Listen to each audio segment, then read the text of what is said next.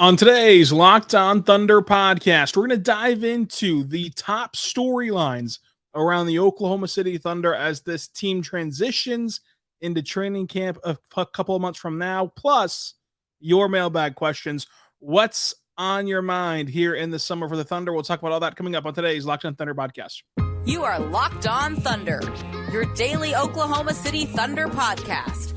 Part of the Locked On Podcast Network, your team every day.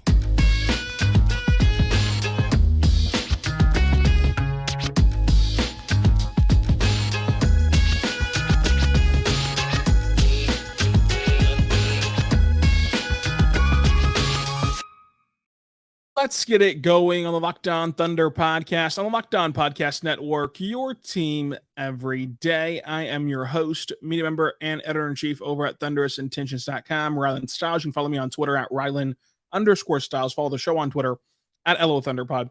Email the show, LOThunderPod@gmail.com. On today's show, we're diving into the biggest storylines heading into training camp, the best trios that could possibly form on this team, and a lot of you had questions this week about the process of covering this team. So we'll talk about that as well, because we're going to make this show about you. Anything you're interested in, we'll talk about, because we're here for you every single morning, every single day, talking Thunder basketball. Subscribe for free across all podcasting platforms so you never miss an episode. You everydayers are so great at making sure that you are here, getting this Thunder content every day. So I appreciate you. Going to be, of course, a little bit of a dry spell in the NBA, but there's still some things out there to be sorted out. The Dame trade, the possible James Harden trade, and all the ripple effects from that. Plus, only a matter of weeks until FIBA World Cup, which will be very important for the Thunder, who have many representatives across the FIBA World Cup landscape with that. So after that, it'll be media day, training camp. Everything else will be rolling in. So make sure that you roll it on and watch and listen and subscribe to Locked On Thunder anywhere you get your podcast from. Today is a Mailbag podcast, so let's get to your questions at MK325491. What is the biggest storylines entering training camp? So, training camp will roll around here at the end of September, and we'll have media day, we'll have training camp for a couple weeks, preseason, and then it'll be go time.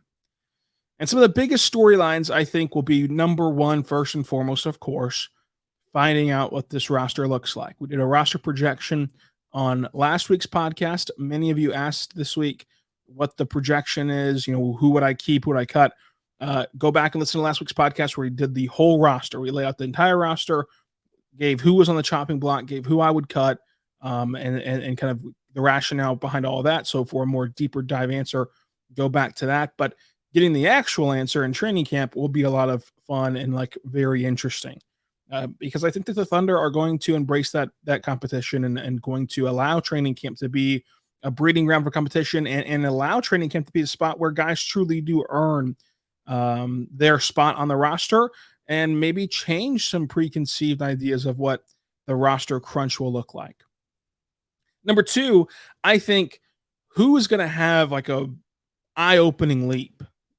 This team is still so incredibly young that there's going to be somebody, if not multiple somebodies, who look entirely different from what we last remember of them. And you go back to even last year's training camp, Pokusevski, Mark was speaking glowingly on Pokusevski, and he's very much, a measured coach. And when he talks, I think that, you should listen, because he says really good stuff, but also it's not coach speak. And when he says stuff, it kind of ends up being true 99.99% of the time. And so with Poku, he was just going on and on about how different Poku looks and how we wouldn't really even believe that this was the same guy if we were able to see what he was doing in training camp. And that translated to the season. And until his initial injury in December, Poku looked like an entirely different player. He looked like a more relaxed, a more comfortable player, playing within the flow of an offense and not trying to do too much. He kind of cut out some of those blooper reel plays and made some impactful plays for OKC up until that injury. So that was really evident right away. Kenrich Williams last year at training camp right away said that J-Dub has all-star potential. And at the time, I think that kind of raised some eyebrows, and it was like, yeah, okay, you're just kind of hyping up your teammate. But then lo and behold, we saw throughout this rookie season that, like, yeah, it wouldn't surprise any of us if J-Dub eventually becomes an all-star in this league. So finding out what the vibe is from the team, from coaches, from players, of who's taken a leap, I think will be the number 2 storyline to watch for Thunder training camp. And then number 3 would be Micic. Like, what does he look like in the NBA? Is his skill set translating, etc.? What's the plans for him? I think that we have a pretty good idea of what the plans are. He's going to come off the bench. We're going to talk more about his role coming up on this show, but like just seeing him play NBA basketball, like in preseason, and then of course starting out his rookie season in the NBA, that's going to be a big storyline. Chet, I think, will be a big storyline. Obviously, Chet being healthy. Listen, you guys blow up the Chet Holmgren practice footages whenever we knew he was out for the season this past season. I cannot imagine the numbers that it's going to do whenever we know he's going to play, and like we're watching him like practice, and people are excited about that. So Chet playing center in preseason will be very fun, and to follow along with that throughout training camp. I'm combining preseason and training camp all into one bundle of joy for the sake of this question. And then lastly, is there any tell or any tipping toward rotations? And the reason I put this last is not because it's like last in terms of like interesting, but it's last in terms of like I don't think we're going to know anything at training camp, because I don't think that the Thunder want to know anything until the end of the season, really, about rotations. Like they're going to explore this roster. They're going to play 10, 11, 12 guys a night, maybe more. And that's just going to be the deal for this year and for pretty much every year that Mark is the head coach. Like they're going to use the rotations and use the depth and explore the roster. And they want to get as many looks at different lineup combinations as they possibly can to know what works, what doesn't work, and if they can find anything to give them an advantage. So rotations are going to be a talking point all season long, this summer, this training camp, this regular season, etc. But I put it last on the list because, first of all, the Thunder aren't going to tip their hand. Second of all, I don't think we're going to know anything about rotations for a long while on this team. So those are the talking points that I'm excited about with this Thunder team and with this Thunder season ahead at Media Day, at training camp, and then we'll get into the season. At Josh Fish mentioned, what is Micic's role this season? He's going to come off the bench. He's going to provide great toughness. He can be a player that, of course, has that winning pedigree and understands what it takes to win in high pressurized situations, something that most of this roster hasn't experienced. I think that overall, though, he's a very interesting player because he's going to help you navigate the pick and roll on the second unit and keep your second unit organized and allow them to extend leads versus let up, or versus like you're just scrapping and clawing and praying you can survive the non-SGA minutes. Instead of trying to survive the non-SGA minutes, Micic will help you, feel confident to an extent in the non-SGA minutes. Obviously, non-SGA minutes are always going to be worse than SGA minutes because SGA minutes are incredible, but he can help bridge that gap very well, and he can do it at a better clip than what you had on the roster, say, last year. Even though last year's team, of course, won 40 games and made the postseason. So Micic's role will be that of, off the bench, secondary unit type of guy. Coming up, a lot of great questions. What trio would you rather see hit their absolute ceiling if you knew, though, that the other trio had to flame out? It's going to be pitting some of our favorite players on the Thunder team against each other, but we're going to have to talk through it all, plus some questions about what it's like to cover the team, some possible trades the Thunder could make, and even some trade deadline talk all the way up here in July. But this is about you, so we're going to answer any questions that you guys have for the show. So we'll talk about all that coming up. But first, I want to tell you right now, but our good friends over at PrizePicks, folks. PrizePicks is incredible. I love PrizePicks because PrizePicks, to me, makes watching these games so much more fun and so much more intriguing. Because, I try to watch non-sports stuff, but I just can't really find anything to get into besides watching old Seinfeld episodes. But at nighttime, I like to just watch sporting events. And right now, there's only baseball happening. And so how do you make a baseball game in the middle of July more interesting? To me, it's by using PrizePicks. I use PrizePicks at night, PrizePicks app, promo code LOCKEDON, PrizePicks.com, promo code LOCKEDON also. And you get a 100% deposit match up to $100. And so whenever you go to PrizePicks, what you're going to be able to do is you pick 2 to 6 players, and you just project whether they score more or less than their prize pick projections, and you can win 25 times your money. That's all it is. It's just you versus those projected numbers. You're not competing with like sharks that do this for a living. It's just you versus the projected numbers, and they have it for every sport: NBA, NFL, MLB, NHL, PGA, college football, men and women's college basketball, WNBA going on right now, soccer, esports, NASCAR, tennis, MMA, boxing, disc golf, Eurobasket, cricket, and more. So you can sit down and you can even combine sports. Like if you want to, you can have a very fun weekend this weekend. You can be putting into the hopper on PrizePicks a baseball player and a WNBA player, and they're over under on, points for the WNBA player and hits for the MLB player, and just mix it up and have a lot of fun and just have more stakes attached to the game that you are sitting down to watch. So that's why I personally enjoy it, is because it makes these games more enjoyable, and entries can be made in 60 seconds or less, so you can make them in under a minute, and they're safe and offers fast withdrawals and currently operational in over 30 states in Canada. So go right now and download the PrizePicks app, use the code LOCKEDON, 100% deposit match up to $100. That's PrizePicks.com, PrizePicks app, promo code LOCKEDON. We're back on the Lockdown Thunder podcast, on the Lockdown Podcast Network, your team every day. Thank you so much for making us your first listen every single morning, every single day. We're here for you, talking Thunder basketball. Today is a mailbag podcast from you, so we're going to give you the answers to your questions, like this one from @GetBunny. GetMoney asks, which trio would you rather see hit their absolute ceiling? However, the trio that you don't pick flames out. So here's the two trios. Would you rather see Chet, J-Dub, and Poku hit their ceiling? Or would you rather see Josh Giddey, Cason Wallace, and Usman hit their ceiling? And again, whichever trio you pick, the other trio flames out.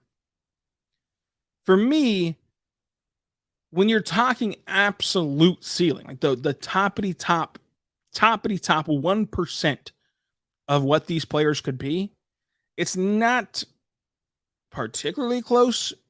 I would go Chet, J-Dub, and Poku, because if Chet is hitting his top 1% ceiling, that means he's staying healthy. That means he's like a generational big man, and like he is just shot blocking, scoring, playmaking, rebounding. Like he's doing all the things. He's doing all the things at that point. And like Chet alone is like incredible, in that situation. Then you have J-Dub. We saw what J-Dub did as a rookie. If you take what he did as a rookie and you maximize that to his top 1% ceiling, that is a phenomenal player. And then Poku is the wild card here, because he's never going to reach this ceiling. But like, remember, the appeal of Poku was that he could be this 7-foot ball handling, playmaking, floor spacing, scoring offensive threat who can protect the rim. So if you now all of a sudden have, Poku who's doing that, Chet who's generational at all those things, and then J-Dub, that's a very tough trio of top 1% to beat whenever you get to pair them with SGA and pair them with all the other players who won't flame out, even though it'd be at the cost of Giddey, Cason, and Usman. And I would wonder what flame out means in your opinion, of like, do you say that these three guys are just going to be terrible, or these three guys aren't going to progress? Because if these three guys are just going to be what they are right now and they're not going to progress, and that's flaming out, then it's for sure, the right answer. The issue, I think, is Giddey's top 1% ceiling is incredible. I think that like he can be like a Jason Kidd type of player. Cason, top 1%, really good player. Usman, top 1%, really good player. They're just not as high as Chet, J-Dub, and Poku, if you're talking about the top 1% ceiling of what they can get to. Luckily for the Thunder, they don't have to choose this dilemma, but it is a very good question, and it's going to spark a ton of debates in the comments. I can already hear the comments, see the comments, visualize the comments of what just absolute toxicity will be in there about this question. So good job from Get Money with that question to get people going. At Basketball Wife, who is your favorite non-Thunder player of all time, but they can never have played for the Thunder? Obviously, current and all time. So some of my non-favorite Thunder players who never played for the Thunder. Jerry Stackhouse is my top player of all time. So he never played for the Thunder, and he's my favorite player of all time. So Jerry Stackhouse. Michael Finley, another one of my favorite players of all time, never played for the Thunder. Dirk, another one of my favorite players of all time, never played for the Thunder. And then those are like historic, all time. Currently, I love watching Luka play. I know that like he's a very hot button issue with like NBA fans, but I love watching him play. I love watching Joel Embiid play. He goes, of course, to Kansas and now in the NBA. So those would be my two favorite players to watch that are not on the Thunder roster and have never played for the Thunder ever. So that's a bit of the criteria there to meet. But again, Jerry Stackhouse, Michael Finley, Dirk, Luka, Joel Embiid. But I just like watching pretty much everybody play basketball. At Trelets of Numbers, buyers at the deadline, ? Sure. I think that like this team is put in a position where they're going to be buyers at the deadline because in an 82 game season from where the season's going to start at to where the season will be at to come the deadline, injuries are going to happen. There's going to be an obvious hole on the roster that they need to have filled that you can't foresee right now, to where they have these abundance of second round picks and they're going to bring somebody in who can fill in one of those two things, either an obvious hole on the roster or someone gets hurt and you got to try to fill their production, and you can do that at the deadline. I would say too that like the deadline, I would expect OKC to be active just because they're pretty much always active, and like I wouldn't read too much into it because last year I was having to calm the waters down. You can go back and listen to the podcast we did on trade deadline day last year. I was having to calm people down that we were thinking that the Thunder were all out tanking after they traded Muscala, even though they got Sarge, who was equally as productive, and they ended up, of course, making the play in and could have made it pretty easily had of course Shai not gotten COVID and gotten hurt post All-Star break. But nonetheless, buyers to the deadline, I think that from now for the rest of this core's window, really from now for like the next decade, yes, the Thunder are going to be buyers to the deadline because they have the ability to buy. These deadline deals are just salary matching and second round picks. It's all they pretty much are. Especially when you get to the middle to lower tier of players where they're just filling in a gap. That's all that they command. And so, yes, they're going to have the ability to be buyers at the deadline, and they're going to be able to, because again, when you're buying middle tier veterans, they're typically on a 1-year contract or a contract where, yeah, they have money into next season, but it's nothing serious and it does not hinder you at all from retaining any of your core financially.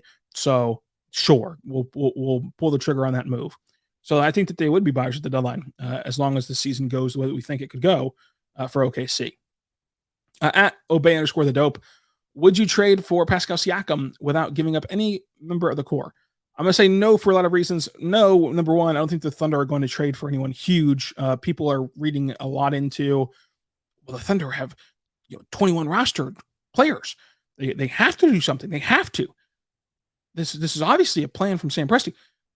He does this every year. Like every year since I've hosted this show, people have asked me how many players are on this roster every offseason. You can go on Twitter and just search Thunder roster with my name, and it will be me listing out 20 names who are on this Thunder roster. He packs this roster to the gills every single offseason, and then every single offseason it ends in a anticlimactic way where it's just trading. Last year, trading Teo, Favors, Ritchie, all these guys to Houston to get back other guys who are easier to cut, and then bada bing, bada boom, rosters down without no big splash. Like there's not going to be a big splash. I don't think that Toronto and Shai Gilgeous would be willing to give up Pascal without getting somebody of what we would consider the core of this team. But if you could get it for matching salary of Dort and picks, it'd be appealing because you'd have all the members of your core, and you can either choose to re-sign him, or you can just say, well, we had picks to blow anyway, so we're just going to truly have this as a rental year and then see where the chips lie next summer. But ultimately, I don't think that this is going to happen, and it shouldn't happen, really. The Thunder are going to let this thing play out and see where they're at. I think that we are in such a massive rush because it feels like the window is closing in OKC when the window is just beginning. Like these things are just beginning. Like Josh Giddey is contract eligible at the end of this season for an extension. All that means is that like you're going to know what you're going to be paying him all the way out in 2 years from now, all the way, of course, through the duration of that contract. Like that money doesn't hit until the 25-26 season. Same thing with all these things. It's an extension, not a rip it up and start paying him big money immediately type of thing. So like this is still far out, and whatever will be what those contracts will be, and we're seeing around the NBA right now, guys aren't hitting free agency. Guys are going to be getting traded, and so like even if you do eventually have to tap out on some of these contracts and trade, hopefully you're able to trade them for assets, and you just keep this chain rolling. But generally, I think people worry too much about the contract situations and how we're going to pay all these prospects.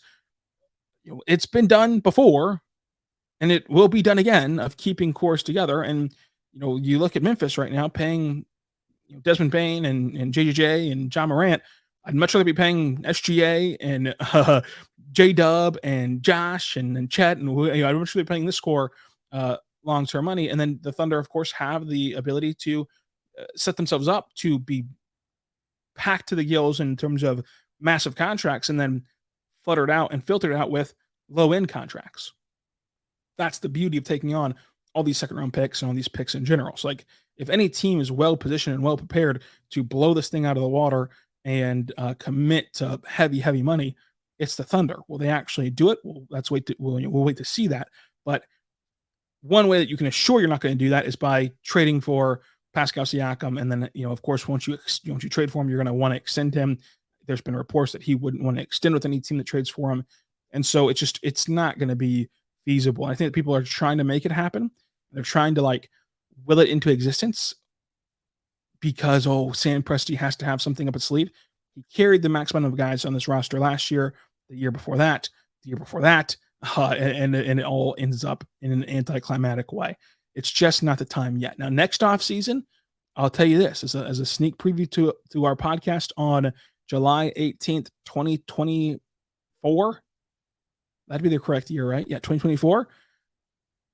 I cannot hold you back any longer. So when we do a mailbag podcast on July 18th, 2024, and you flutter in questions about Pascal Siakam, about Donovan Mitchell, about De'Aaron Fox, about whoever, Joel Embiid, about whoever is the hot name at the time, I can no longer at that point temper expectations because it'll be time to, make a move more than likely. But as far as this offseason, we're just not there yet. Just not there yet. It's like that old movie. Are we there yet? No, we're not there yet. That's one of the lone pop culture references that you're going to get on the show. So, we got to talk about Pascal Siakam. Now, what is it like to cover the Thunder? What is Shame's loyalty level? And what Taylor Swift song best describes the Thunder? We'll talk about all that coming up on today's Locked On Thunder podcast. We're back on the Locked On Thunder podcast, on the Locked On Podcast Network, your team every day. Thank you so much for making us your first listen every single morning, every single day. We're here for you, talking Thunder basketball. For your next listen, check out the Locked On NBA podcast for the national perspective on basketball. You can also text the show 405-963-3686. Follow me on Twitter at Rylan_Stiles. Subscribe on YouTube. Leave a like, leave a comment, leave a review, wherever you get your podcast from. At Parker Eves, what Taylor Swift song describes the Thunder? It's got to be 22, right? It's probably their average age of this roster once it's all said and done in October. But yeah, let's go with 22. I could also see Anti-Hero because for some reason people just hate the Thunder nationally. It feels like, but let's go with 22 for the age aspect. Ivory Towns asks, how likely is it that Shai is forced to stay loyal to the Thunder like Dame?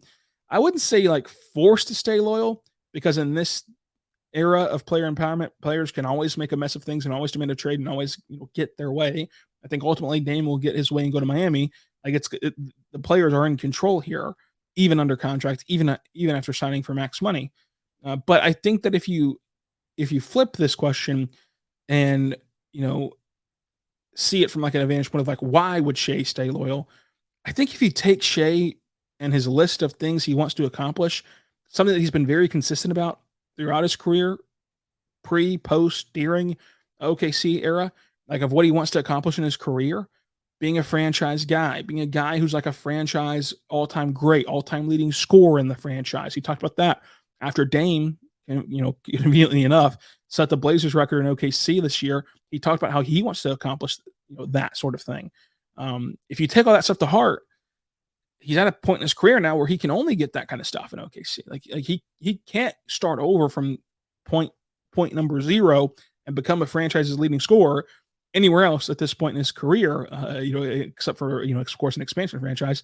But I think that this stuff doesn't matter to him, of like legacy and it being his franchise, and even I think that even winning one and then it being for sure you were the guy of it was your franchise that won one versus like had to go somewhere else to win.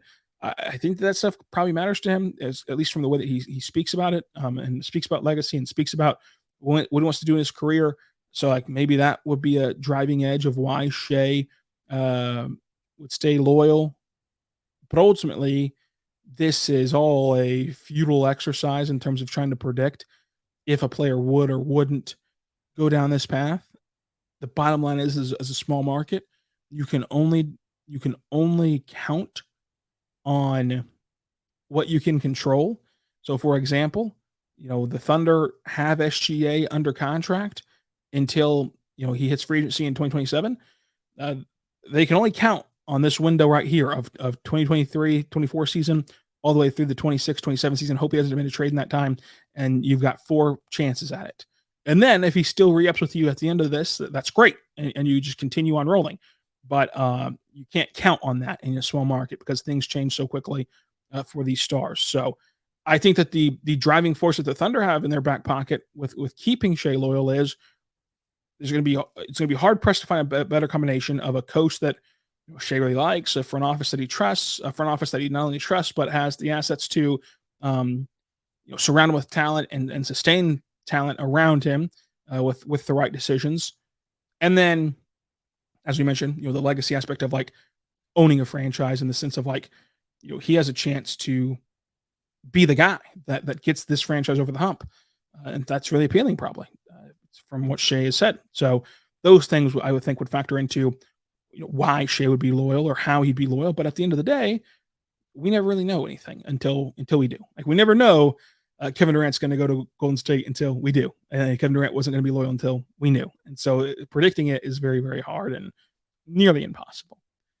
At O'Connell Keegan, who will take the biggest leap this season? So I'll have 2 answers to this. I don't know if it's like that's a cop-out or not. I think eye test who will look the most different on the court will be Ousmane Dieng. I think that he'll look the most different to the eye when you're just watching a game. I think stat-wise, Josh Giddey could just, and I think he will, just absolutely feast. And like, you'll look at his basketball reference page after the season's over and like, he'll shoot up an assist. I think that he'll continue to get better shooting the basketball from beyond the arc. I think that the game will open up for him offensively in terms of scoring too, just by product of like, the defense is being more stretched thin with lineups that he's a part of. So I think that Josh Giddey could have a really big renaissance in terms of like his just pure raw box score. All stuff watching him that we knew he could do, the box score will catch up to him versus like Ousmane Dieng, where like I think that watching him, you'll see a big difference, even if the box score is still lagging behind a little bit. Charlie asked, with rumors of expansion coming to Seattle and Vegas, how does it impact OKC? It doesn't really matter where they put them for OKC's sake, for all intents and purposes, because even though there's 2 West teams, they would likely move out Memphis or Minnesota or New Orleans and not OKC. So someone will get kicked to the East, but it won't be OKC. You can only lose 2 players at a maximum, so you can only protect 8 players. But, for example, in the expansion draft, Seattle and Vegas are going to be drafting players from these teams. So every team will protect 8 players. The players left unprotected will go into the expansion draft. From there, Seattle and Vegas will pick those players and fill out their roster. The thing is, Seattle can pick 1 player from OKC and Vegas can pick 1 player from OKC, but they can't pick 2 or 3 or 4. So like, you can only lose 2 players at a maximum of your unprotected players. So that's how it impacts OKC. And we talked about kind of who do we protect last week on this podcast. So go back and listen to that as well. All right. Now we get into some questions about covering the team and kind of personal journey stuff. So if that's of interest to you, here we go. At Thunder Hardwood, what would be, or what has been your journey to get here? So I've known since the 3rd grade that I wanted to become a media member. Like ever since the 3rd grade, I just wanted to be Dan Patrick and not like some star athlete because I was pretty self-aware at the third grade of like, hey, I freaking suck at sports. Like I'm not good. So I wanted to be Dan Patrick and not like a star athlete, which is pretty weird at the time. I mean, as you can imagine, if some little elementary school kid wanted to be Dan Patrick, people would get him checked in. So it was not great growing up. I started a podcast in high school, which sucked, but it was a way to get reps. I was an unpaid contributor at Thunder's Intentions, which I'm now the site editor over there. But in high school, I was unpaid, just putting out articles that were probably terrible without the help of the editor there, who edited them all up and spruced them up and made them look good. Went to college for journalism, and in college as a freshman started doing high school football play-by-play. Actually, as a sophomore in college, not freshman. Started doing high school football play-by-play. Started out with Cache High School, which was just an experience. That Cache High School football play-by-play was fun, but there were some obvious facilities in 4A that were not great to be broadcasting games in, and it was a weird kind of environment to be in 4A Cache football. And then went to my next season as doing play-by-play for high school football. I got moved to Lawton High, so getting moved up to 6A was huge. I've been with Lawton High since then, still to this day doing Lawton High football play-by-play on Oklahoma Sports Network.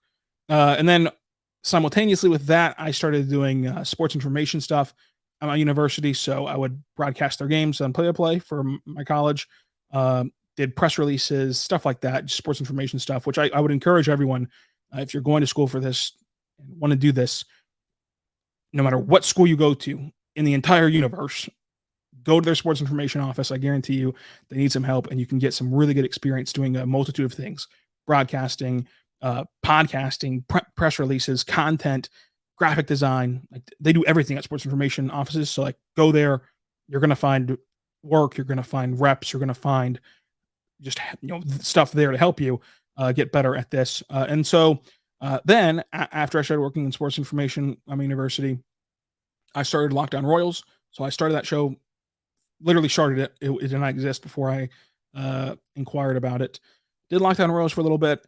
And then I saw that Brady Trentham had stepped away from Locked On Thunder. And at that point, there had been like 5 or 6 hosts of Locked On Thunder. And the show was never truly consistent. And so I asked the bosses, like, hey, I think that I can deliver a consistent podcast and hopefully a podcast that is what the fan base deserves. So I took over in May 2020. I got credentialed for the 2020-21 season. And from there, I've been covering the team daily on this podcast and in person this past season, and the rest is history, like doing this and Thunder's Intentions stuff now as the editor at thundersintentions.com. And so that's been the journey to get to this point. And like I said, there's going to be some fun stuff this season, so stay tuned for that as well. 24 Tigers on YouTube. Hey, I love the pod. Thank you. I'm curious what it's like watching a Thunder game when you're not in attendance. Are you posted up on the couch? Are you watching it on a TV, a computer? Any snacking? What's going on? So so for road games, whenever I'm not in the arena, because I don't travel to road games, I didn't go to summer league, whatever. I'm just sitting here at the battle station, and I've got 6 screens in my office from left to right. Far left, I've got the Thunder game on a monitor, which is on roughly a 5-second delay on this screen. And then to the right of that, I have stats up during the season. I have courtside, which is like, what you see on the scores table, like up to the second stats of what's happening, which helps me stay locked in there. And then to the right of that, I have the game on television, which is in real time. So a 5-second delay, stats, and then real-time television of the game. And then to the right of that, I have the most important game that ties into the Thunder of the night. So whether that be a game between Minnesota and Denver that ties into the standings or whatever, just to keep an eye on what the score is and like how it can maybe directly impact OKC, or just the best game of the night that's not the Thunder, just to kind of keep an eye on what's happening around the NBA during stoppages for the Thunder game. Then on my actual computer screen, I'll have TweetDeck pulled up, and then I have a journal off to the side right here that I'll be taking notes on throughout the entire game of different plays and different highlight points that I want to talk about on the show.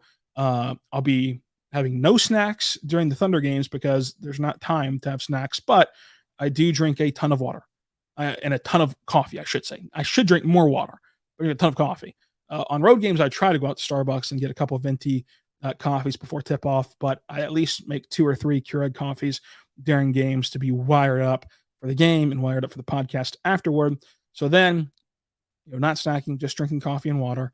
Then I laid out my whole setup here of what's on the screens. After the game ends, I'll take my notes from physical paper and put them on a Google Doc sheet and organize them while I'm listening to post-game to see if there's anything notable that was said about, a certain moment in the game or injury updates, whatever. And so then I'll translate the notes from hard copy to digital copy. After I do that, I'll make the thumbnail and backdrop. So the backdrop you see right here about the rundown of what's on the show today, etc. Then the thumbnail up for YouTube. Then I'll write up the description for the podcast. On today's show, we're going to talk about this, and this. I'll record the show, and then that makes uploading it very easy because at the end of, as soon as I hit done recording, I just go to YouTube. I go to our podcasting hosting site, upload the files, and I already can just copy and paste the descriptions now that I've already written them out. Hit the thumbnail in there, drop the ads in there. Bada bing, we're done. We're uploaded. You get the podcast as fast as possible at that point. And then wrap up some work on the site for game recaps and everything else, and then that's it. It's over with. So that's what it's like to cover road games whenever you're not in the arena. At Thunder Wilker, what are your stats that you're putting up in an NBA game for a 48-minute game as a number one option? Well, let me put it this way. Daniel Bell, if you've heard some buzzing on the desk, Daniel Bell is currently blowing up my phone. There's 14 messages. I just looked. There's 14 messages from Daniel Bell about putting together another media game. And if you made me the number one option for 48 minutes at the media game, I would dang near have no stats. I certainly will not have any stats at all during an NBA game, besides maybe a couple fouls, just because I'm in the way. And a blocked shot, my shot that got blocked, not that I blocked the shot. What else could I do? I could maybe get a screen assist if we're being extremely lenient. So if I pass to Shai, right? And then Shai's going to take a sidestep 3, which had nothing to do with my screen, but I just walk over there and the defender's like, hey, this is a random game in February. And I have no idea why they're letting this kid play who's terrible and just stupid looking. I'm not even going to try to close out. And I just brush my shoulder against him and they count it as a screen assist. I could probably get one of those. What else could I do? That's pretty much it. Now, I will say, I would lead the league in vibes. This anyone at the media games can attest to. I will hype you up. I am the ultimate hype man. I'm the best teammate to have as a hype man because I will just be in there talking and bringing the juice energy wise because I can't do anything else. Literally anything else. I love OKC Thunder. What does your life look like in the summertime as things cool down for the Thunder? Luckily, in the NBA, is not like the other sports. Like in the NBA, it's like a month of dead period time, and then you get content again to talk about. But I'll go back and I'll watch every possession on Synergy of Cason Wallace and Keontae Johnson and Micic, all the newcomers, just to get a firm grasp on what they did, every possession, what they did last season for their respective teams. I love watching the NBA TV. They start doing a countdown of replaying old games. And I love having that on, just to have it on while I'm doing other work throughout the day. And then I try to look at different things and hone in on different things. So for example, just as a quick one, Keontae Johnson at his rookie presser said that he wants to improve his turnovers.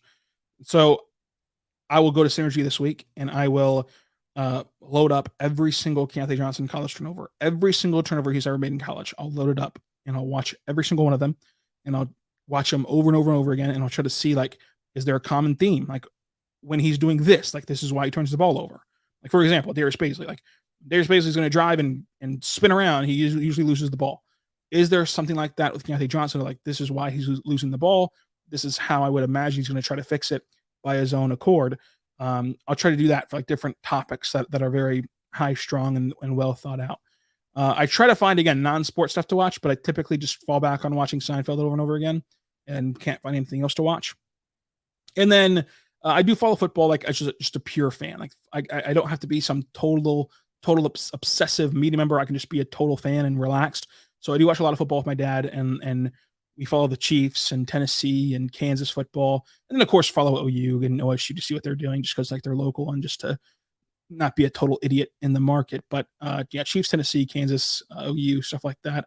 Watch them just to have something to do until basketball returns. And then before you know it, basketball is back and we're cooking. We're cooking again. At Cade Kimball, my guy who carries the 2K squad. Obviously me. I carry the 2K squad. But sometimes Cade does carry. I'm not going to lie.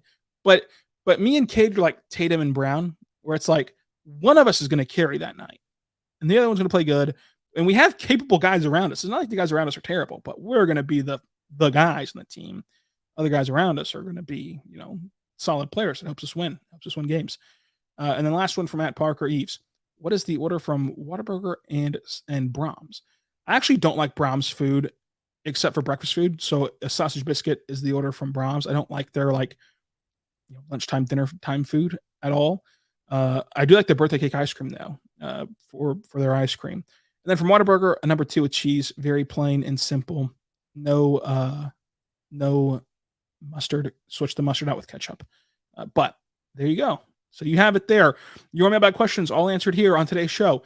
So continue to subscribe and listen to Locked On Thunder for your fix of Thunder content during the off season, because we're here for you every single morning, every single day. And until tomorrow, be good and be good to one another.